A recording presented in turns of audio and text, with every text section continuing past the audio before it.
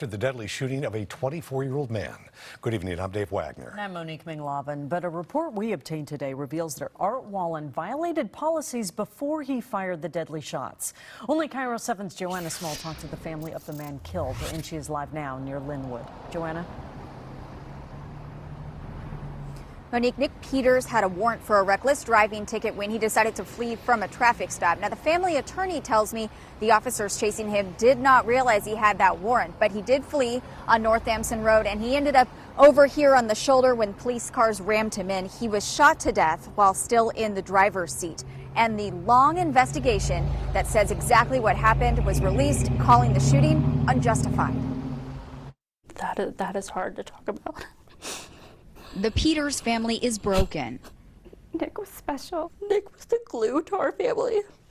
Our whole life revolved around him. But they're hoping the details inside this more than 800-page report resulting in the firing of a Snohomish County deputy will keep another family whole. No, it can't happen to other people. It needs to stop. It's wrong. From inside their attorney's office in downtown Seattle, Nick Peters' father, Mike, his mother, Janie, and his sister, Lindsay, tell us about the kind-hearted, outgoing athlete and how they've known all along what the report concluded.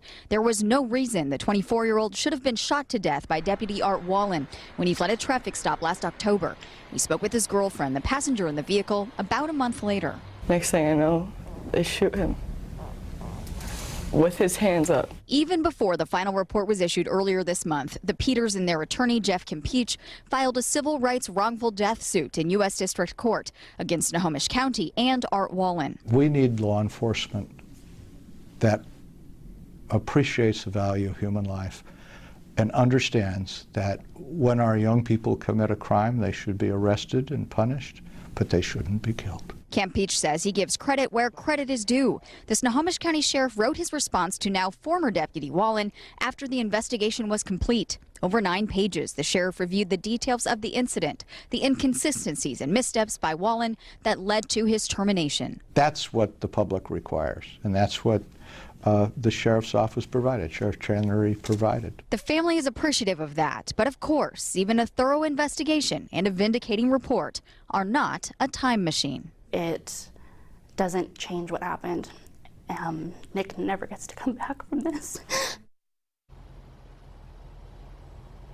In the sheriff's response to Wallen, he wrote that the use of deadly force is to be done with, quote, great reservations, and, quote, using it here when the events do not appear to have warranted it is more than just a regrettable mistake. It is a loss that cannot be undone.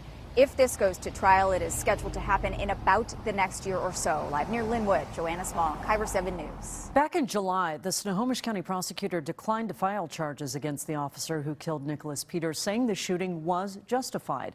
According to the prosecutor's office, Peters behaved recklessly and did not respond to demands that he show his hands. Cairo 7 reached out to the Snohomish County prosecutor's office for a response to the firing of Art Wallen. They declined to comment.